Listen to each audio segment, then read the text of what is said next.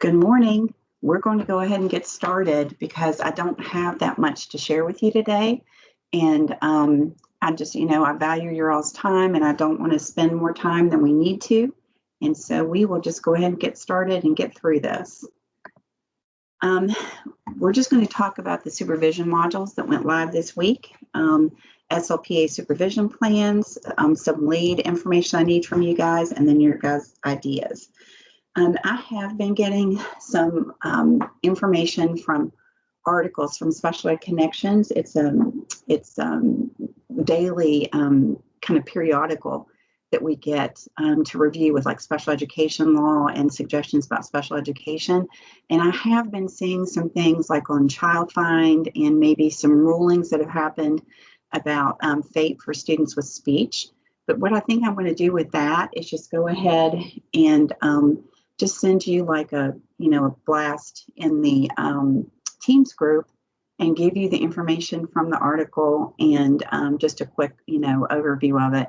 And that way I can post the information in our Teams group and you'll have access to it. So I didn't want to spend time doing that today. One of the reasons we don't have as much to cover today is because we've been meeting so much, but we've had a lot to cover. That's the reason we've been meeting so much. So if there are things that you have questions about, you're going to have an opportunity to ask those at the end and we'll be sure to cover them.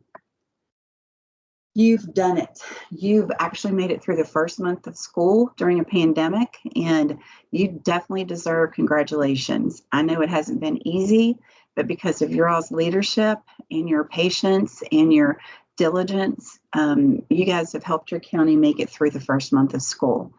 I hope that you've learned some things during this time and, just kind of ahead and knowing that we're probably going to be facing this for a long time to come.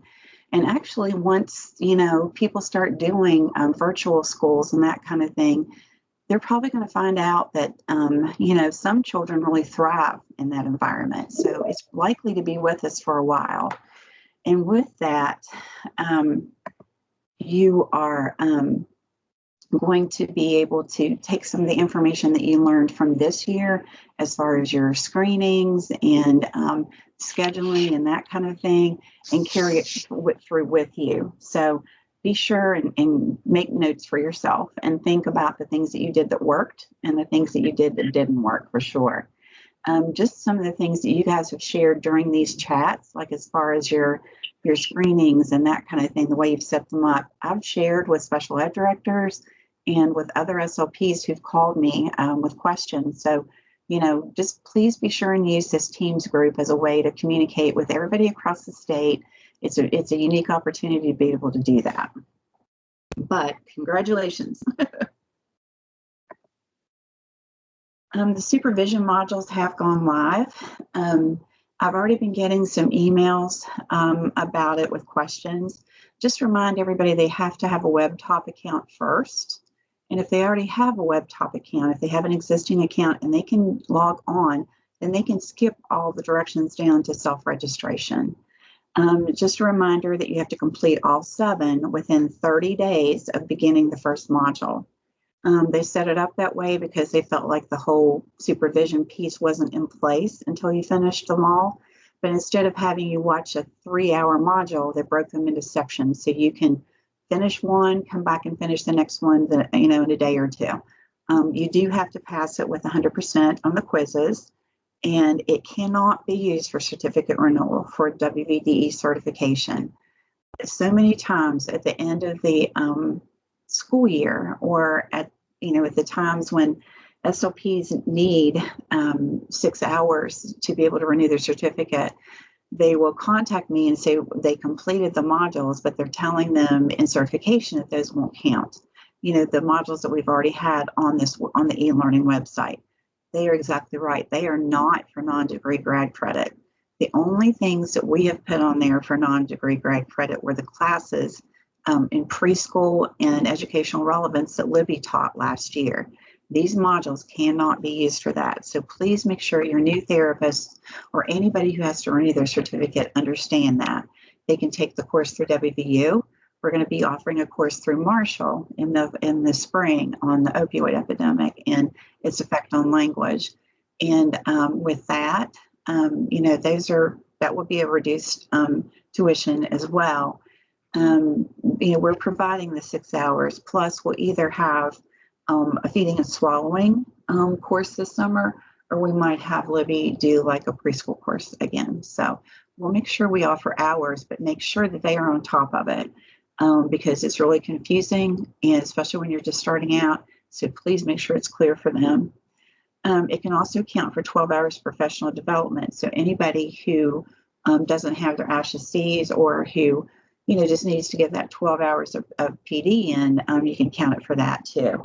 And just as I mentioned that, please make sure that you're keeping good records within your county about the professional development hours that are required in policy 2419 being met. I've thought about having you guys turn things into me, so I'll have proof of that, but that's having over 450 people send me information. And, you guys can keep track of it within your county and make sure your therapists are doing the right thing.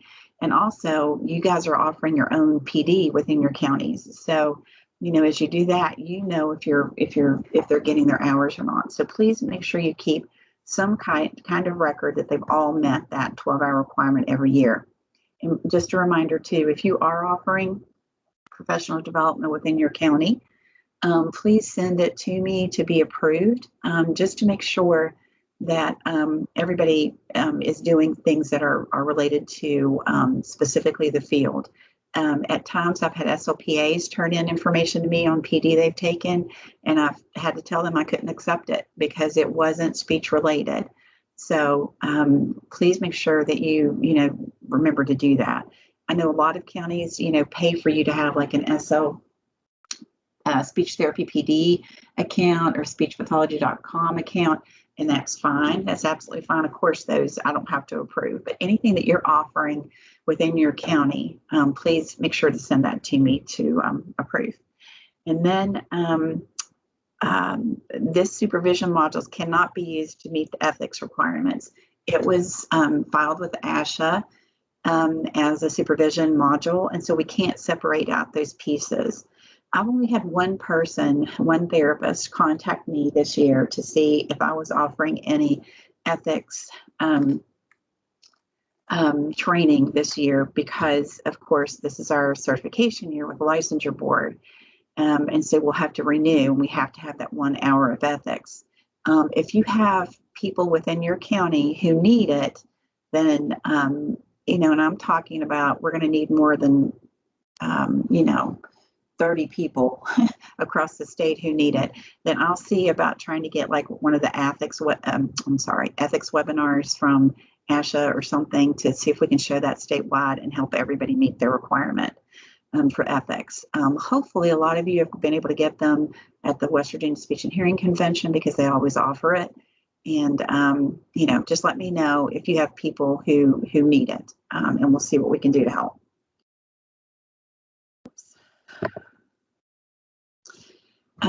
Just a reminder that the SLPA supervision plans are due. Libby, they were actually due October 1st or September 30th. Libby's managing the SLPAs for me this year. So she has created a whole system to keep track of the paperwork. She's having monthly lunch chats to provide some training and answer questions and that kind of thing. And she is actually offering that today, one for the SLPA pays for half an hour and one for the SLP supervisors, half an hour. Those will be recorded and we'll post them in her Teams groups. But if you have SLPAs in your county and supervisors in your county who have not joined Libby's team yet, please send her their contact information. And I forgot to put her email on here, but it's just e.simmons@k12.wv.us. And make sure she has those names. We're waiting for an official list from the certification office, but we just want to make sure if you know of people out there that we do that. This is going to be really great because we won't have people, thank you, Libby, we won't have people at the end of the year coming up and not having filed a supervision plan and that kind of thing. So she's going to keep you well informed of everything. Libby, do you have anything else to say about that? No, just I hope everybody joins the teams because I think that will be real helpful. Okay, and now I did post an Excel spreadsheet in your Teams group this morning, and I did that because several of you have asked me if you could have contact information for a therapist. And so what we're going to do with this is have this information available as a file, just an Excel spreadsheet in your Teams group, but that way you can reach out to therapists if you have questions. And there's a column on it for you to put your areas of interest or your areas of expertise. So if somebody is looking for someone who knows a lot about apraxia, for instance, they can look down that list and see which lead SLP they might want to chat with about questions they have about apraxia or how they've done apraxia training or those kinds of things. So this is just a way for you guys to reach out to each other and be able to use this team as it should function, be able to have statewide contacts and be able to share ideas and that kind of thing. So the information that you put in there, especially the contact phone number and the cell number, you do not have to put your cell number if you don't want it in there. That's absolutely fine. But for people who didn't mind sharing, I thought it might be a way to do that. And I think I'll put a column in there about, is it okay to text? And if it's okay to text, just put a Y or N in there in that column. We asked for your mailing address because we, as we get new materials for you this year, we'll have to be mailing them to you since we're not going to be having any live trainings. So that information will be helpful. We can already, have that information handy and ready to go. Speaking of that, we have some of the books that were the storybooks that went along with the skills program that we tried to pass out last year at several of the trainings we had. And we had a bunch of books that just were not picked up. And so what we've done is go ahead and get those ready to mail. And we're going to send them to the lead therapist for that county to send out. Hopefully you guys have what we used to call a pony system or an inter-county mail system where you can just send it for free, send it to them. So if you're receiving packages in the mail, that's what those are for. Your new SLPs should have also received new packages this week. They should have received a yardsticks book, eliciting sounds, making connections, the Tell Me program, and the Montgomery Moore book, Speech and Language Pathology in the School System. And we also sent them a copy of the forms booklet and 2419 and told them to, keep that for their reference and highlight, passages in 2419. And when we went through 2419 with them, we told them which pages specifically to highlight. So hopefully that information has come to them. I've had several of them email me and ask me if they need to pay for them. And of course they don't. So if you get any questions like that, just be sure and tell them no, that's our welcome gift to them, the Department of Ed's welcome gift to them. So if you guys think of any other resources that might be helpful for all of them, please let me know and we can kind of take care of that too and see if we can get them for them. Okay, your ideas. How can we support you guys? As you go along, I'm sure you're going to be thinking, but wait, it would really be nice if we had access to this or that.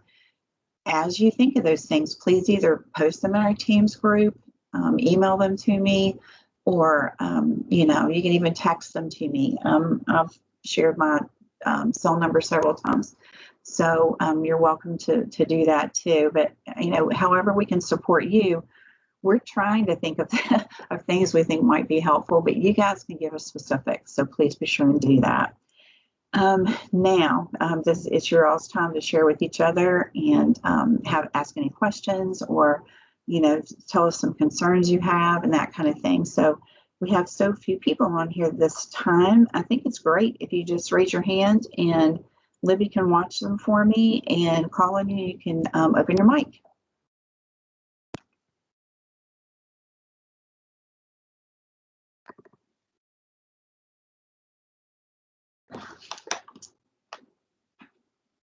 So far, nobody.